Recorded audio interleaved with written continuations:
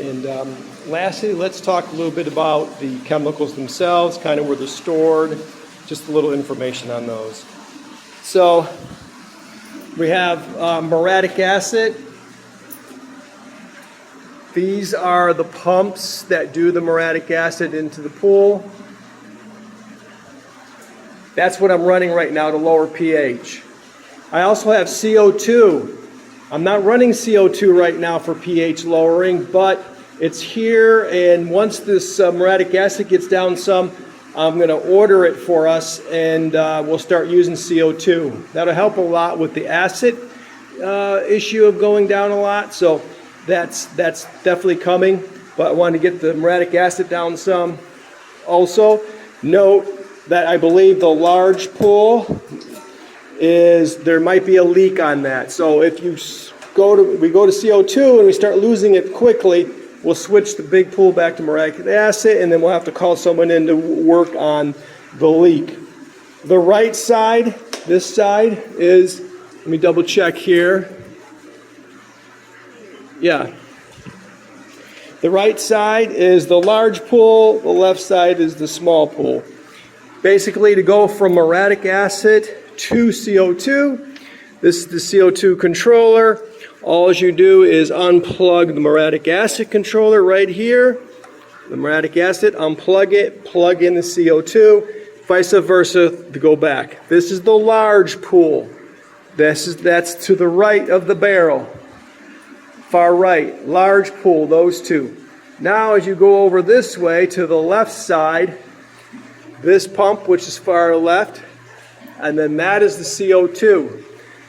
CO2 plug right here. Muriatic acid plug right here. Unplug the muriatic acid, plug in the CO2. That's how you go from muriatic acid to CO2. Now, let's go down here. Here's your chlorine tank. Usually when it gets down to about 25, I call in the order, and I order 180 gallons. Here's the pumps that run the chlorine into the pool. Large pool, see the L, small pool. Plug for the small pool. And then plug for the large pool, once again is another green. See how it's running? It's calling for chlorine, it's pumping in. Now, let's go over here to, this is our different barrels here. We got our sodium thiosulfate. This lowers chlorine, as I said on our video. There it is, and it should have its own, not sure what happened. Here's a scoop for it. Then we go over here, sodium carbonate, or sodium carbonate. This raises pH. It's soda ash. Same thing in here. Oh, that's why there's 2 cups in here. There's a soda ash. No, don't do what you just seen me do there. You should keep your containers separately, the fill-ups separately. And then we have our sodium bicarbonate, which that raises total alkalinity. And there it is, has its own cup. So don't ever mix the cups. All right. So that's pretty much the storage stuff for this.